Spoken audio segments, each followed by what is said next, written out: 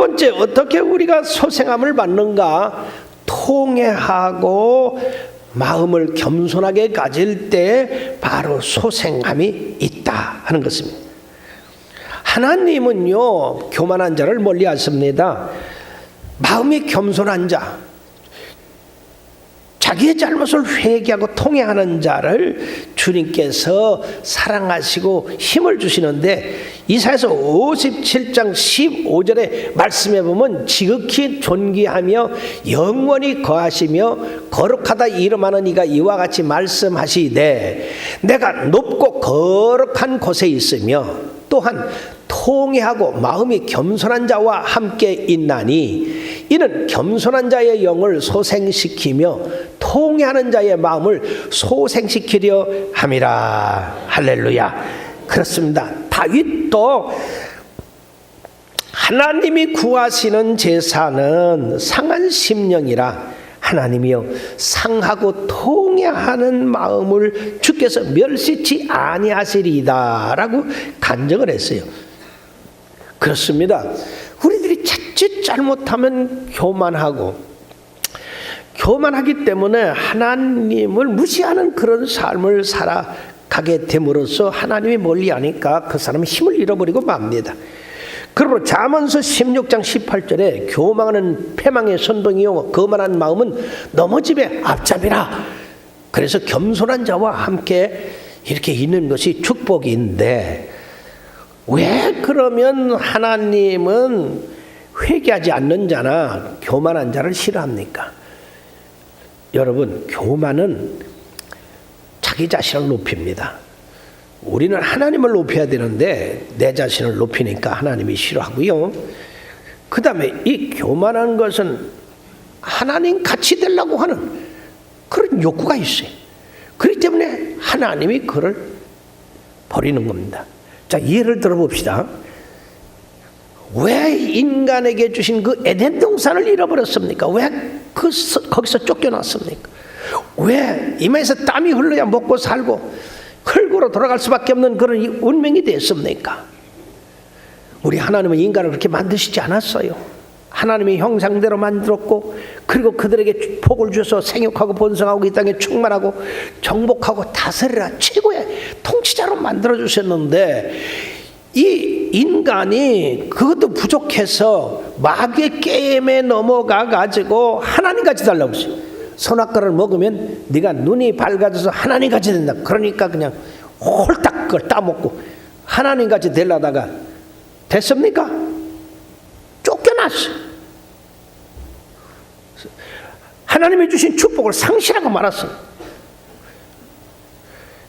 그부터 인간이 자꾸 상실해져 가는 거예요.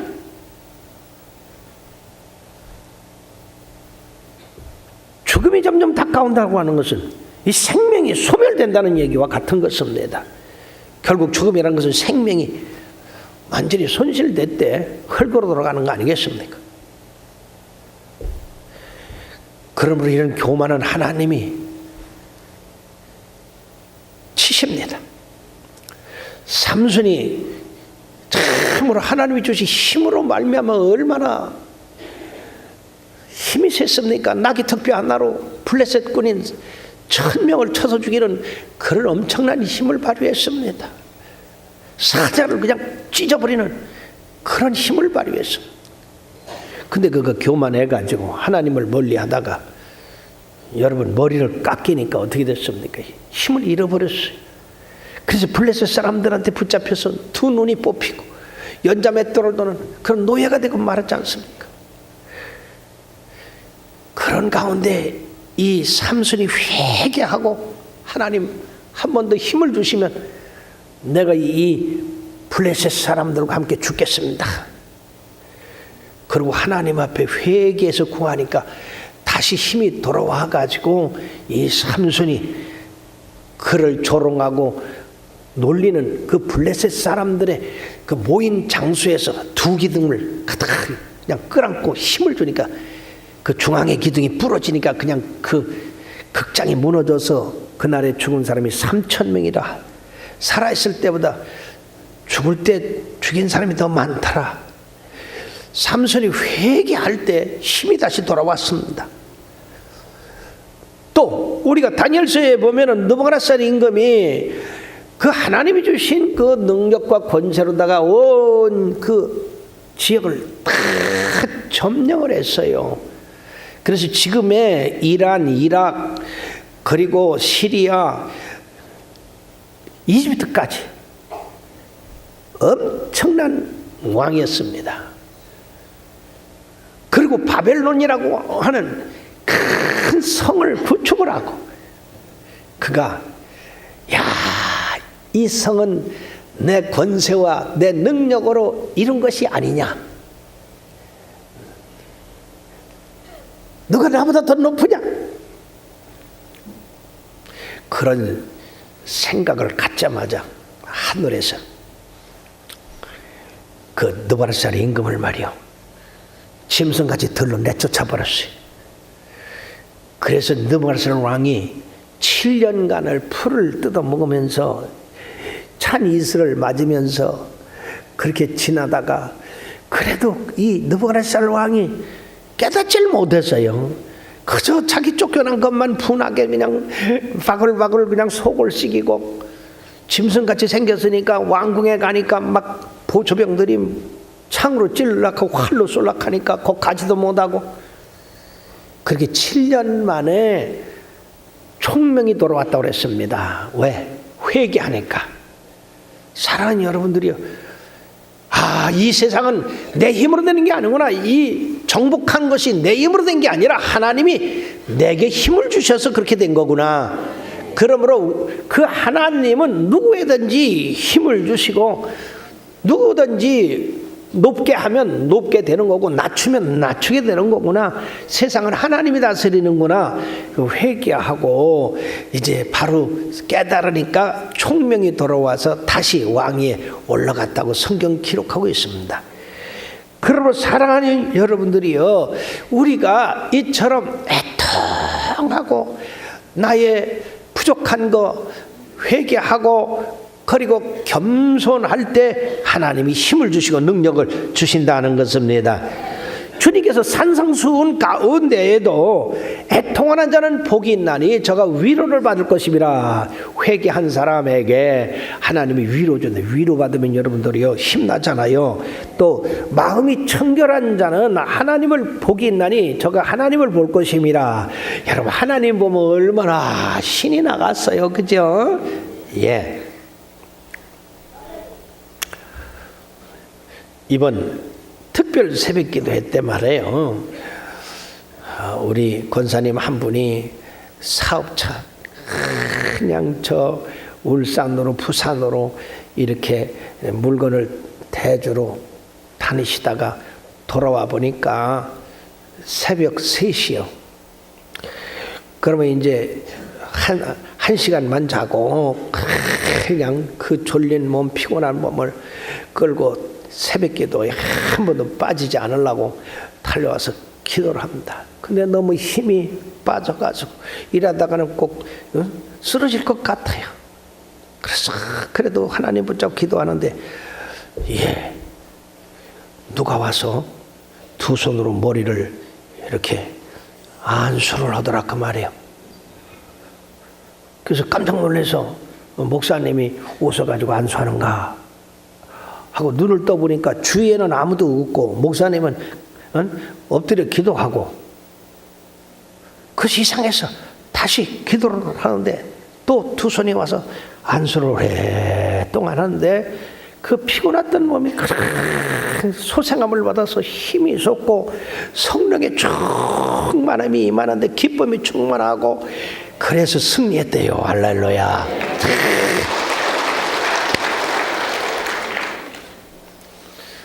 여러분이요, 주님을 만날 때 이처럼 새 힘이 나고 새로운 기쁨이 솟고 삶의 의욕이 일어나고, 그 다음에 세 번째는 우리가 성령 충만 받을 때 소생함을 받을 뿐 아니라 능력까지도 받는다 하는 것입니다. 오순절 성령 세례 전과 성령 세례 후를 우리들이 제자를 놓고 볼 때에 오순절 성령 세례 전에 제자들은 무능하고 무지하고 그리고 겁쟁이들이고 두렵고 아무것도 할 수 없는 그런 사람이었어요. 갈릴리 촌사람들이었다고. 그러나 성령 받은 후에 어떻게 됐습니까? 이 사람들은 능력 있는 사람이 됐습니다. 이 사람들은 담대한 사람, 충성된 사람들이 됐습니다. 겁없는 사람들, 기쁨이 충만한 사람들, 매를 맞으며 감옥에 주님으로 말미암아 매를 맞으며 감옥에 갇히더라도 그들은 기쁨이 충만했어요. 어떻게 해서 이런 일이 있을 수 있을까? 사도행전 1장 8절에 보면 오직 성령이 너에게 임하시면 너희가 권능을 받고 예루살렘과 온 유대와 사마리아와 땅끝까지 이르러 내 증인이 되리라. 그렇습니다. 성령을 받으니까 그냥 이 능력이 그냥 솟아나고 담대함이 솟아나고 기쁨이 솟아나는 겁니다. 이 성령이 무엇이길래 그렇습니까? 이 성령님은 바로 예수님의 영입니다. 예수님께서 가지고 계시면서 세상에서 착한 일을 행하신 그 능력이 바로 성령님입니다. 그러니까 성령 충만 받는다고 하는 것은 예수님의 영을 충만하게 받는다는, 많이 받는다는 얘기예요. 예수님의 영이 우리들에게 많이 임하면 많이 일함할수록 우리는 능력 있는 사람이 됩니다. 힘 있는 사람이 됩니다. 예. 사랑하는 여러분, 그렇기 때문에 이 사람들이 그리스도로 말미암아 그 많은 핍박받고 그 많은 매를 맞고 감옥에 갇히고 모든 재산 빼앗기고 심지어는 생명마저도 이렇게 죽는 자리에 가더라도 예수님을 향한 그 믿음은 변치를 않았습니다. 왜? 성령이 계속 그 안에서 힘을 주시기 때문에, 힘만 주시는 게 아니라 기쁨도 주시고 또 지혜도 주시고, 그렇기 때문에 성령의 인도함을 받는 사람들은 바로 자유함을 얻는 거예요. 예. 왜 오늘날 교회가 힘을 잃어가고 있습니까? 성령 충만하지 못해서 그렇습니다. 왜 개인들이 예수님을 사랑하는 사랑이 식어지고 있습니까? 예, 우리 개인 모두가 성령의 충만함을 사모하지도 않고 충만함 받으려고 오지도 않고, 이 복음이 이제는 말이에요, 뭘로 변하느냐 하면은 도덕 윤리로 변해가지고 도덕군자 만들게 하는 것이 이게 복음인 줄 아는데, 복음은 그 이상입니다. 복음은 능력을 받아서 하나님의 뜻을 이 땅에 전하고 세우는 것이 이게 복음입니다.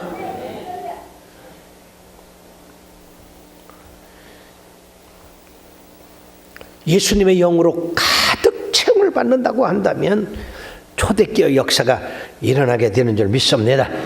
예, 주님의 이름으로 기사와 기적이 나고, 성도들은 교회를 사랑하고 성도를 사랑하고 모이기를 힘쓰게 되고 찬송이 넘쳐나고, 그리고 그것으로 말미암아서 전도해서 구원받는 사람이 많게 된다 하는 것입니다.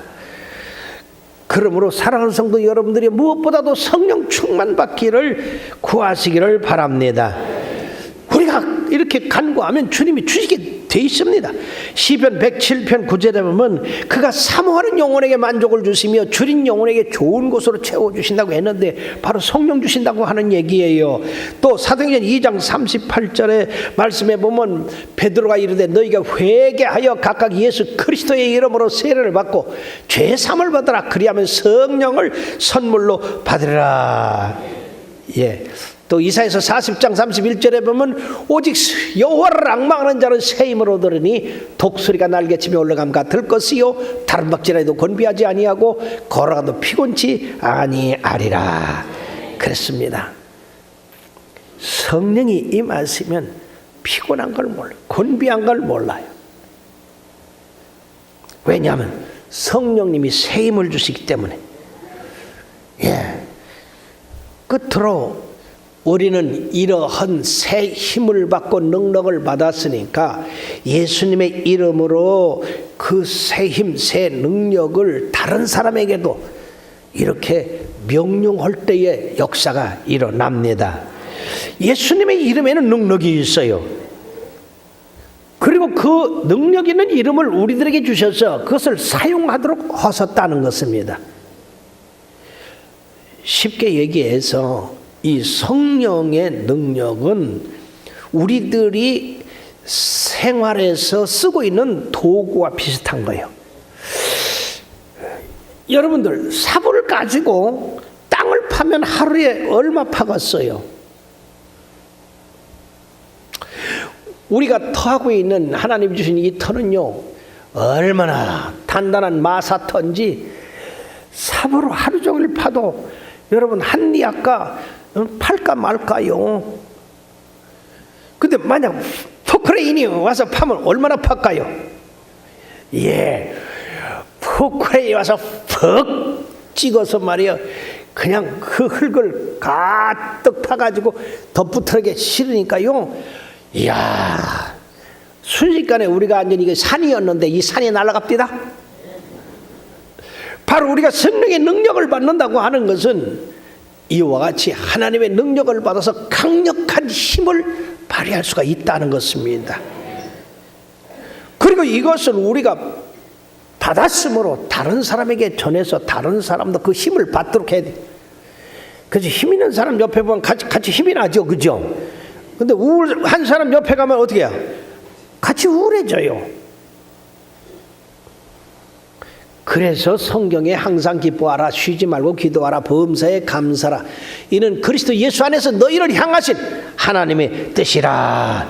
여러분들이 항상 힘이 넘치고 활기가 있고 기쁨이 충만할 때 여러분들 스스로도 승리할 수 있는 삶을 살지만은 다른 사람에게도 힘을 준다 그 말이에요. 그래서 사람들이 나보면 힘이 생긴대요. 나보면 좋대요. 왜 그러니까 항상 웃어서 활기가 넘쳐서. 예, 나보고 40대랴.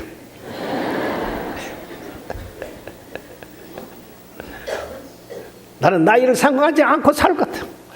하나님이 주신 기쁨으로 살.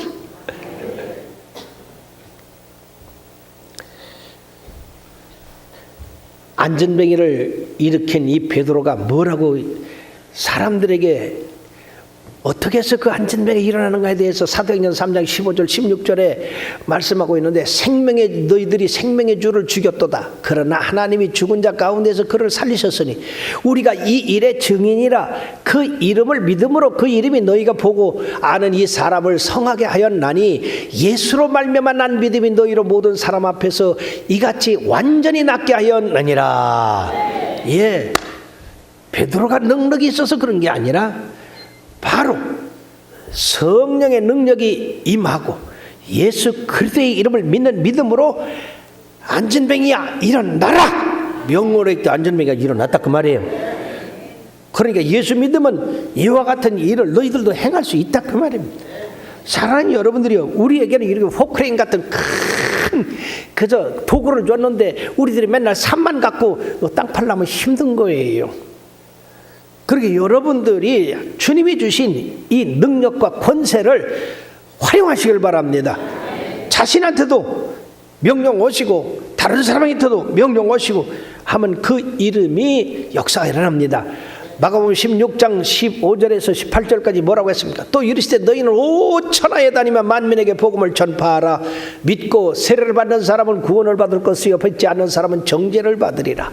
믿는 자들에게는 이런 표적이 따르리니 곧 그들이 내 이름으로 귀신을 쫓아내며 새 방언을 말하며 뱀을 집어올리며 무슨 독을 말지로 해를 받지 아니하며 병든 사람에게 손을 얹은 즉 나리라 하셨느니라. 우리가 힘이 있는 게 아니라 예수 이름이 힘이 있고 능력이 있는 거예요. 권세가 있는 겁니다. 그러니까 우리가 그 권세를 활용해야 돼요.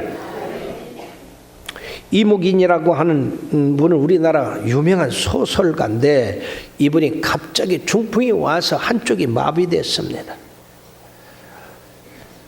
병원에 갔더니 치료 불가, 퇴원시켰어요.